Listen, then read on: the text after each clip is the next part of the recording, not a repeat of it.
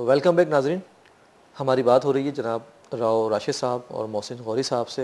नाज़रीन, आज के प्रोग्राम में हमने अपना एक छोटा सा सेगमेंट रखा कि वो लोग जो इस वक्त रोड पर मौजूद हैं या वो लोग, वो ड्राइवर हजरात जो मोटरवे पर सफ़र करते हैं, आम अफराद, आम शहरी, तो उनके भी सवालात जो वो करना चाहें राव राशिद और पेट्रोलिंग ऑफिसर मोहसिन गौरी साहब से, तो वो भी हमने कुछ नाजरीन को मदऊ किया, तो उन्होंने कुछ सवालात किए। तो आइए उन सवालात की जानिब, जिनके जवाब फिर हम राव राशिद साहब से और मोहसिन गौरी साहब से लेंगे। मेरा आपसे सवाल है कि मोबाइल फ़ोन का इस्तेमाल हाईवे पर तो मना है, लेकिन ब्लूटूथ टेक्नोलॉजी को आप लोग क्यों मना करते? बड़ा अच्छा सवाल है ये कि ब्लूटूथ टेक्नोलॉजी जो है ये क्यों मना है।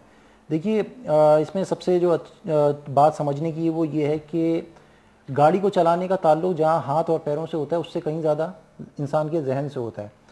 अगर इसकी मैं एग्जांपल जिन्होंने सवाल किया उनसे पूछूं मैं कि एक शख्स फिज़िकली जो है वो मुझसे भी ज़्यादा फिट हो और उसको हम लेकिन मेंटली रिटार्डेड हो, यानी कि पागल हो, उसको अगर हम साइकिल भी चलाने को दे दें तो क्या वो चला लेगा?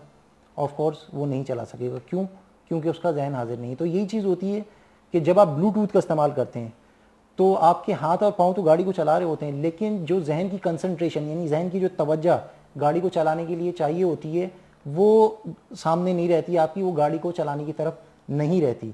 यही वजह है कि ब्लूटूथ टेक्नोलॉजी या हैंड्स फ्री टेक्नोलॉजी का इस्तेमाल भी जो है वो हम मना करते हैं और इसके ऊपर भी हम चालान इशू करते हैं, क्योंकि हमें आप लोगों का तहफ़्फ़ुज़ अज़ीज़ है।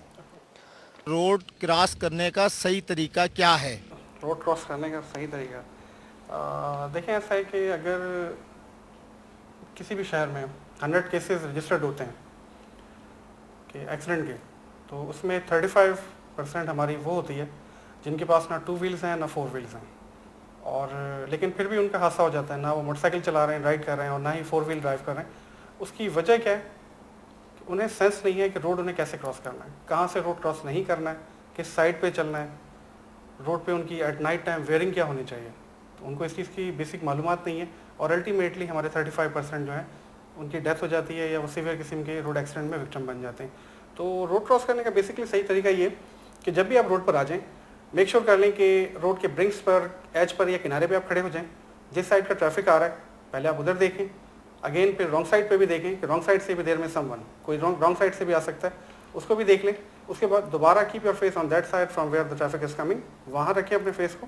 तेज़ कदमों से स्ट्रेट वे में आपने रोड क्रॉस करना है, आपने जिगजैग नहीं करना है, रोड पे भागना नहीं है, और रोड पे आपने मोबाइल फ़ोन नहीं सुनना है। एंड वन मोर थिंग कि जब छोटे बच्चे आपके साथ हों तो मेक श्योर कि catch their hand very firmly before you appear on the road.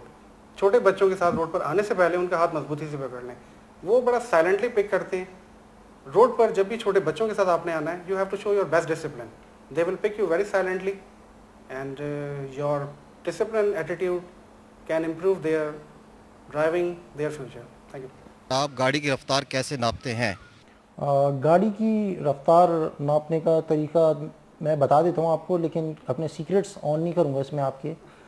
देखिए, गाड़ी को नापने के लिए मुख्तलिफ इक्विपमेंट हमारे पास रहे, जिसमें पहले कहना चाहिए कि रेडार भी था, फिर स्पीड गन आई, प्रोविडा आया, वास्कार आया, डिस्कवरी आई, चैलेंजर आया। आजकल ट्रू कैम से जो है हम वो स्पीड को मेजर करते हैं, और आवाम को जो है वो क्लियर यानी कि जस्टिस दिया जाए, लिहाजा कैमरे के अंदर ही आजकल वो जो ट्रू कैम हमारा है वो उसके अंदर हम स्पीड को जो है वो रख देते हैं। जो भी हमारी स्पीड मुख्तलिफ जो आपकी रोड्स हैं उसके ऊपर होती है, जैसे लियारी एक्सप्रेस वे पे 80 है, तो जो भी हमें एक गवर्नमेंट की तरफ से बताया गया कि इतना मार्जिन रख के आपने स्पीड रखनी है, वो स्पीड जो है वो हम उसके अंदर फीड कर देते हैं। और फीड करने के बाद जो है जो भी गाड़ी उस स्पीड से एक्सीड करती है तो ऑटोमेटिकली उस कैमरे में जो है वो रिकॉर्ड हो जाती है।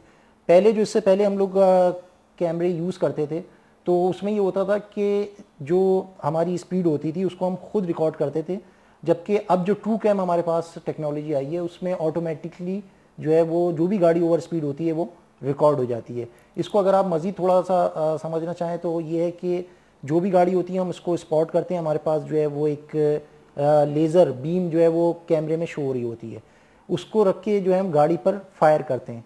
वो फायर मतलब जो है वो रेस की शक्ल में होता है, और उससे जो है हमें गाड़ी की स्पीड जो है वो पता चल जाती है।